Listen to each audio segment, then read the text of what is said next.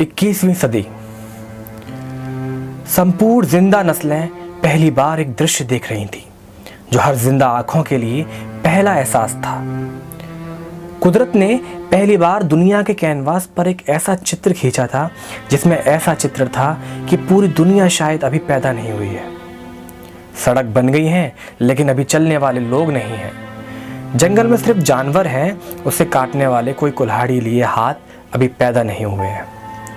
बड़े बड़े पर्यटन स्थल, इमारत दुनिया भर की नज़रों के बोझ से थके अपने बदन को लेकर चैन की नींद सो रहे हैं। अब किसी निगाहों का उन पर बोझ नहीं पड़ रहा है। मार्च का महीना था। एक मुल्क जिसके पहिए पर दाईं ओर ये लिखा था कि ये विकासशील देश है। उस विकासशील देश के वजीर ने हालात को देखते हुए फरमान जारी किए। खूब सराहना हुई। गलियों में खड़े होकर लोगों ने खूब ताली चम्मच बजाई। पुरानी हिंदुस्तानी तहजीब है ये सोचकर हर तबके ने अपनी अपनी धुन बजाई। इंडिया की धुन अच्छी थी मगर भारत की धुन में वेदना थी। इंडिया हवाई मार्ग से अपने अपने घरों में कैद के लिए पहुंच रहा था और भारत पैदल चल रहा था। भारत को थाली चम्मच बजाते वक्त यह नहीं पता था कि अब उसके लिए एक नया विपत्ति का वक्त आ रहा है। उसके पूरे परिवार के हाथ में वो थाली चम्मच अब सिर्फ बजाने के काम ही आ सकता है। उसमें बालकनी से लौटने के बाद कमरे में रोटी दाल मिलना भी नसीब न रहा। वो थाली चम्मच देखकर ही फिक्र के आंसू बहने शुरू हुए। दिन पहाड़ की तरह बड़े लगने लगे थे। स्थिति ऐसी थी कि पहाड़ के उस पार पहुंचने के बाद ही दोबारा जीवन मिल सकता है। एक हफ्ते बाद ही रोजी रोटी की चिंताएं घर करने लगी और वजीर के पहले फरमान के हिसाब से तो एक दिन की ही बात थी। सुधीर और रमेश परिवार बच्चों के साथ एक बड़े महानगर में दूर किसी गांव से आकर यहाँ गुजारा करता था। दोनों झुग्गी की एक गली में मस्त देशी शराब पी रहे थे। तभी रमेश की बीवी चिल्लाती हुई आई और यहाँ इन दोनों को शराब पीते देखकर वो अपना माथा पीटने लगी। हाय रे देवा, मेरी जिंदगी ही बर्बाद हो गई कि तुम्हारे जैसा पति मिला मुझको। यहाँ तुम शराब पी रहे हो और घर में आँच सुलगाने के बाद देखा तो ना आटा है न चावल। रमेश बोला, ओए चुप कर, किसी तरह आज की रात काट ले, सुबह जाऊंगा काम पर, लौटते वक्त लेते आऊंगा। आज मेरे पास अब एक फूटी कौड़ी भी नहीं बची। बीबी बोली, अरे हरामखोर, काम पर कैसे जाओगे? तो रमेश ने बोला, अपने पैर से चलकर, जैसे जाता हूँ। क्यों बे सुधीर? और दोनों नशे में धुत हंसने लगे। औरत खींचते हुए बोली, मेरे भाई का फोन आया था और वो कह रहा था कि अभी हालात और कुछ हफ्तों के लिए बढ़ा दिए गए हैं, कोई कहीं नहीं जा सकते, सारा काम दाम ठप पड़ गया है, पुलिस लोग की तैनाती की जा रही है, बाहर कोई देखेगा तो उसे पकड़ कर मारेंगे। नशे में ये दोनों उसकी बातों को अनसुनी कर दिए। वो माथा पीटती हुई चली गई और बचे हुए एक बिस्किट का पैकेट बच्चों को खिलाकर खुद भी भूखे पेट सो गई। सुबह ने दस्तक दी। नशा उतरने के बाद दुनिया भी उतरी हुई सी नजर आ रही थी।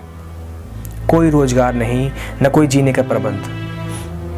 3-4 दिन तो कैसे कैसे करके जिंदगी गुजरी।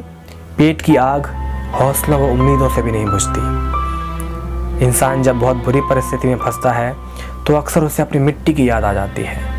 ठीक उसी तरह जैसे सूखते हुए पेड़ अक्सर जड़ों पर निर्भर रहते हैं।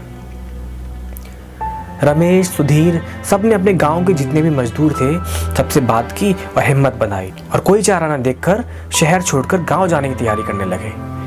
लेकिन समस्या यह थी कि न कोई गाड़ी चल रही थी और न ही कोई रेल। मजदूरों के पास सबसे बड़ी एक चीज होती है कि वो संघर्ष से डरते नहीं हैं और उसे हाथों हाथ लेते हैं और परिस्थितियों को अपनी ओर झुकाने के लिए आखिरी सांस ले बैठते हैं। पूरा हिंदुस्तान रमेश और सुधीर की तरह बोरी बांधने लगा। अगले कदम की फिक्र किए बिना पहले कदम को उठा लिया। अक्सर हमें लगता है कि भीड़ भरी सड़क हमें पहुंचने में देर करवा देती है, लेकिन आज पूरी सड़क खाली पड़ी थी, शमशान की तरह, जिसमें हजारों जिंदगियां दम तोड़ने के लिए निकल पड़ी।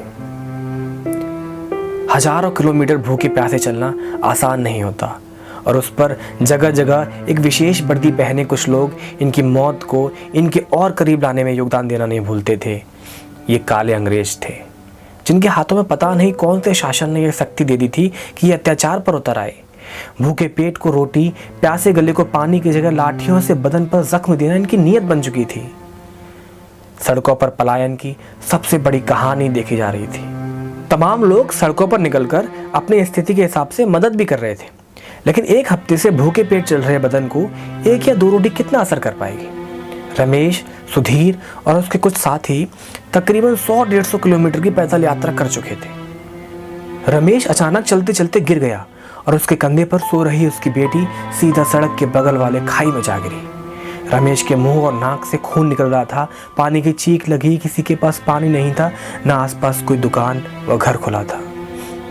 रमेश थोड़ी देर बाद अपनी बीवी की गोद में सर रख के कहने लगा, रोना मत, रोना मत, हम मरने के लिए पैदा होते हैं, यहाँ नहीं तो कहीं बिल्डिंग के गिरने से मरते, फैक्ट्री में लगती आग से मरते, अपनी मौत से तो नहीं मर पाते ना, इसलिए तुम लोग घर जाओ, मैं रहा तो आ जाऊंगा। रमेश, उसकी बीवी और खाई में पड़ी बच्ची वहीं सड़क पर पड़े थे। बाकी पीछे से आते लोग बगल से रास्ता मोड़कर प्राण विसर्जन को देखते हुए अपने घरों की तरफ सामान उठाए जा रहे थे। उस वक्त एक ऐसा दृश्य था जिसे लिखने वाले विभाजन का दूसरा अध्याय लिखेंगे, जिसमें हिंदू मुस्लिम का जिक्र नहीं होगा, इंडिया वर्सेस भारत का जिक्र होगा, देश वर्सेस आवाम का जिक्र होगा, 20% वर्सेस 80% का जिक्र होगा। इतिहास याद करेगा कि भारत एक कृषि प्रधान देश है, जहां हिंदुस्तान की आवाम सड़कों पर भूखे पेट मरती चली गई और विकासशील पहिए इन्हें कुचलते हुए आगे विकसित मोड़ की तरफ जा ठहरे।